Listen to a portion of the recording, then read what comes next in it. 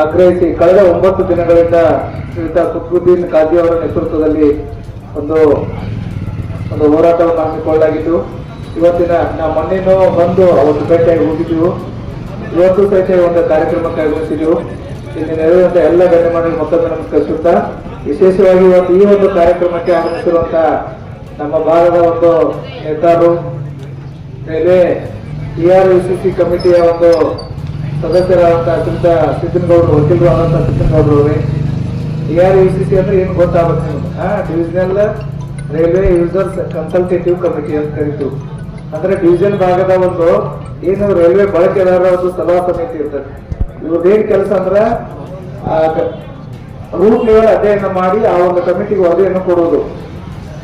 ಆ ಒಂದು ಮಾರ್ಗದ ಇರ್ಬೋದು, ಪ್ಯಾಸೆಂಜರ್ ಏನ್ ಸಮಸ್ಯೆಗಳು ಇರ್ತಾವು, ಸರ್ಕಾರ ಆ ಒಂದು ರೈಲ್ವೆ ಕಮಿಟಿಗೆ ಮತ್ತು ಇವ್ರ ನಡುವು ಕೋಟಿಯಾಗಿ ಕೆಲಸವನ್ನು ಮಾಡ್ತಿರ್ತಾರೆ.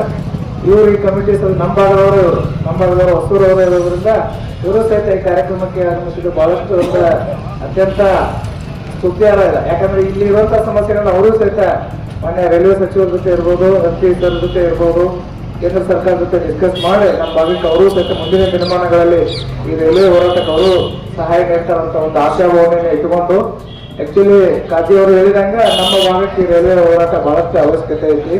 ಯಾಕಂದ್ರ ಪ್ರಗತಿ ಎಲ್ಲ ಗುಡ್ಡದ ಅಂತ ಹೇಳ್ಬೇಕಂದ್ರ ಇಡೀ ಕರ್ನಾಟಕ ರಾಜ್ಯದಲ್ಲಿ ನಮ್ಮ ಬಜೆಟ್ನಾಗ ಒಂದು 8ನೇದು 9ನೇ ಸ್ಥಾನ ಐತಂತ. ಒಂದು ಸುಮಾರು ವರ್ಷಕ್ಕೆ ನಾವು 35ರಿಂದ 40 ಕೋಟಿ ರೂಪಾಯಿ ನಮ್ದು ಬಜೆಟ್ ಇದೆ ಎಲ್ಲ ಟೆಂಪಲ್.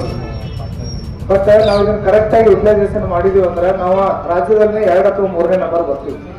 ಅತಿ ಹೆಚ್ಚು ಪ್ರವಾಸಿಗರು, ಅತಿ ಹೆಚ್ಚು ಭಕ್ತರು ಭೇಟಿ ನೀಡುವುದು, ದರ್ಶನ ಪಡೆದುಕೊಳ್ಳುವಂತ ಒಂದು ಕ್ಷೇತ್ರ ಅಂದ್ರೆ ಯಲ್ಲಮ್ಮಗುಡ್ಡ ಅಂತ ಹೇಳ್ಬೋದು.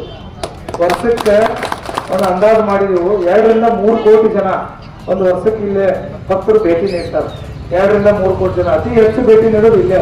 ಬಟ್ ನಮ್ದೇನಾಗಿದೆ, ಅದು ರೆಕಾರ್ಡ್ ಅಲ್ಲಿ ಬರ್ತಾ ಇಲ್ಲ, ಕರೆಕ್ಟ್ ಆಗಿ ನಮ್ದು ಮ್ಯಾನೇಜ್ಮೆಂಟ್ ಆಗ್ತಾ ಇಲ್ಲ.